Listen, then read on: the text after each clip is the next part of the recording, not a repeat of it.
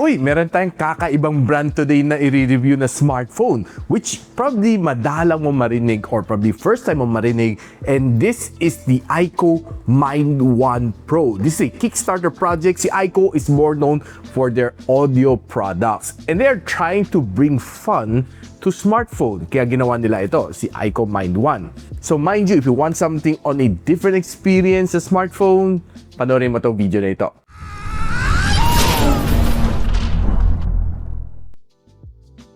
So ito yung box ng Mind One Pro. Sa likod, meron siyang peelable. Pero actually, ni-slide ko lang siya and natanggal na siya. Hindi ko na kailangan maghirap mag-peel. So, this is how it looks like. Clamshell type siya pag open. Yan, ganun. Yan. So, makikita mo, Mind One. And by the way, guys, this is a Kickstarter project na marami ng backup sa kanila. There's quite a handful na accessories actually. So, we have yung kanyang jelly case na ganito lang, kalahati lang. Well, actually, kalahati lang man talaga siya. May dalawang tempered glass kasama. May dalawang film kasama, kung ayaw mong tempered glass. Quick start guide and warranty card is included. Braided na C2C cable. Kanyang SIM ejector pin na mukhang bakal. Well, actually, it's bakal. Medyo ginaya na sinating transparent kanya is para mukhang stainless steel feel. And nandito na yung phone. Labas lang natin. And we don't have any charging brick. Sad to say. So basically, that's the unboxing experience. So ilalabas na natin ito. So I have here is a blush pink color. Na ito, Mind One Pro, nabili ko to kay UKDB Gadgets. Ang kanya 8 gigs of RAM and 256 cube storage is currently priced at 31,000 pesos, which mabibili mo on the link on the description box below, or just simply click yung YouTube shopping link, or just simply go to Facebook page ni UKDB Gadgets Pampanga. Kunting ingat lang, maraming scammer ngayon. Now ito si IKKO, hindi siya kilala as a smartphone brand. More of a audio brand siya na kilala naman siya. One thing na nabasa ko sa kanyang Kickstarter project is that IKKO wants to bring fun into smartphone. Hence this one. Para siyang music player na mas malaki kundi ang kanyang screen, and it's a fully functional Android. Kasi normally pag sinabi mo it's a mini phone, pinakamaliit na screen at the very least is 6.1 inch ang kanyang display. But not on this one. Sobrang liit na ito. This is basically a flip phone na hindi flippable. Tingnan guys, oh. Kasing laki lang siya ng yung outer screen ng isang flip phone. For example, mga Honor Flip, mga Huawei Flip, mga Xiaomi Flip, or mga Samsung Galaxy Flip 7, except wala siyang camera bump dito, which is definitely good, di ba? Kumbaga, you're getting the outer screen goodness ng isang flip phone and a fully functional Android without yung kanyang camera na distraction. Dahil yung camera niya is hidden here sa likod, which for me, feel ko hindi ganun kasarap hawakan at times, especially when you're typing, na sumasabit yung dito yung aking daliri, yung aking index finger. But overall, I think it's pretty much solid kasi itong kanyang rear camera can also be used as your front-facing camera. Therefore, wala kang makita punch hole dito sa kanyang front-facing screen. Actually, hindi naman siya flippable, so isa lang kanyang screen. Now, one thing na napansin ko dito na probably sana inayos ni IKKO is yung kanyang lower chin, which is thicker compared sa kanyang other three sides. Now, basically, ang likod nito is glass finish. We have a side aluminum frame and a sapphire glass finish ang kanyang harap, which is of course scratch resistant. By the way, this one is IP54 rated and it's just weighing at around 135 grams in weight. Sobrang gaan. Except that medyo may kunting umbok ka dito sa likod, which is of course sometimes sumasabit sa loob ng yung pocket, which is of course kunting ingat na lang kayo sa paggamit. If you want to cool complete specs nitong IKKO Mind One Pro, to share ko. Pagdating naman sa multitasking, I don't really feel any problem dito sa kanya. Okay naman siya dahil it has 8 gigs of RAM. It's more than enough for me. Doing some of my daily routines is okay, except that there are really some limitation due to its screen size. Now, one of the apps na very limited dito sa akin is 3D Mark na stress test. Now, di ko mas-swipe po. I can swipe it left and right, pero di ko siya mas-swipe pataas. And sobrang liit na lang yung kanyang play button dito, which kailangan ko precise pressing para ma-play ko lang siya dito. Which I personally had a hard time kasi this is just one fixed screen pang 6.2 incher na yung display mo is just half of its size. Hindi mo makikita everything that's displayed on the lower half. Yun ang one limitation dito, especially if your app is like this one. Now ito, mini phone na ito has a MediaTek Helio G99, which probably is one of its limitation. Probably I would say na if you're using this as your other phone, not your main daily phone, it's okay. G99 is more than capable naman as a backup phone. Pero with its price point, I don't think it's a perfect backup phone dahil medyo may kamahalan siya. But for the experience, I would say it's pretty nice naman. Except that the processor isn't really that powerful. G99 was able to yield me a 390,000 points dito sa Antutu Benchmark version 10. I'm not quite sure kung bakit sa version 11 hindi siya nagbigay ng score. It keeps telling me to connect online para makuha ko yung score, which ayaw naman na ipakita. Now, if you want to see the other benchmark na nagawa natin, ito pakita ko muna sa inyo. Now, battery is not the strength of this smartphone. This one, having only 2,200 mAh ang kanyang battery, which I would say na medyo mabilis maubos ang kanyang battery. Personally, using this as my daily driver, it can only last me for half day and I quickly need to hit the charging brick. Now, feel ko this one can intake 15 to 20 watts dahil kinabit ako siya ng Anker na 20 watts sa charger, mabilis siya mag-charge. Except na sa kanyang spec sheet, wala nakasulat ko ilang watts ang kaya niya. Now, nung niran ko ang PC Mark na battery stress test under 50% brightness and 60 Hz screen refresh rate, 5 hours ang binigay sa atin na screen on time.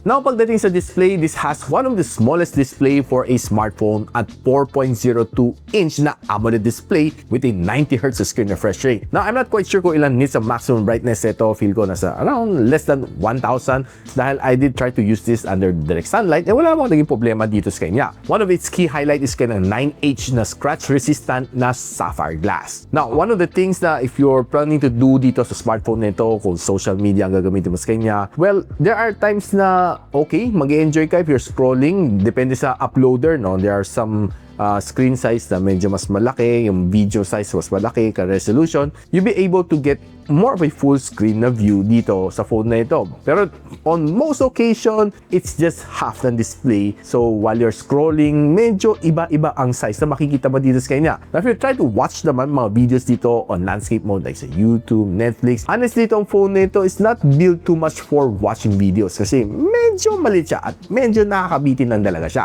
Just like watching YouTube on the outer display of the Samsung Galaxy Z Flip 7. Now, since si IKKO is more known of a audio device, gusto ko lang i-quickly test yung kanyang speakers, kung gaano kaganda ang kanyang sound. So, here's a quick sound test.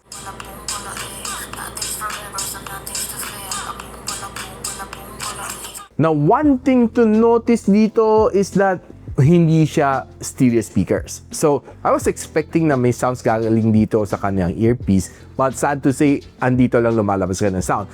And yung sound niya, given na it's a audio device, audio ang specialty ni IKKO, medyo disappointed ako sa kanyang sounds kasi mahina siya. Well, for me.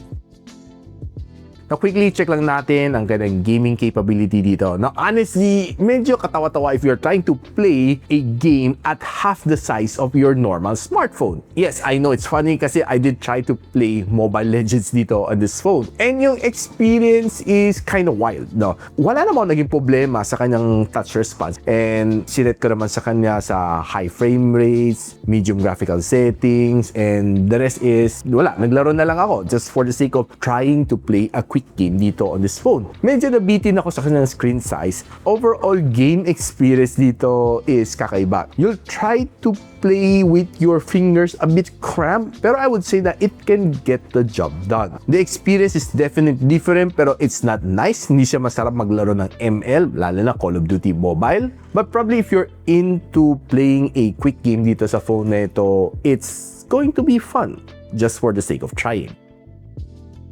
Now, pag-usapan lang natin kanyang camera. This one is a 50MP na Sony na sensor. I'm not quite sure kung anong sensor ang gamit na dito, pero it claims that it has a Sony sensor, which can be used as your selfie camera. And if you flip it like this, it can be used as your rear camera, which is for me probably one of the nifty na feature na meron niya. Now, this one can shoot you up to 2K and 30 FPS. Now, quickly tingnan lang natin some of the samples na nakuha natin. Now, most of the time, pansin ko dito sa kanya is hindi madali mag-focus. I'm not quite sure kung why, pero on some of these shots na nakuha natin on outdoor, masasabi ko sa inyo guys na parang there's something missing dito sa kanya. Pero one thing na napansin ko is taking some photos naman ng mga flowers is okay. Hindi lang siya sobrang sharp, and I was expecting na Sony na sensor should be something, pero yung kanyang performance probably could be enhanced sa kanyang firmware updates. Medyo na-dismaya ako sa kanyang camera, which is, well, expected naman since hindi naman yun ang special specialty ni IKKO in the first place. Taking some signage shot is just okay, not bad.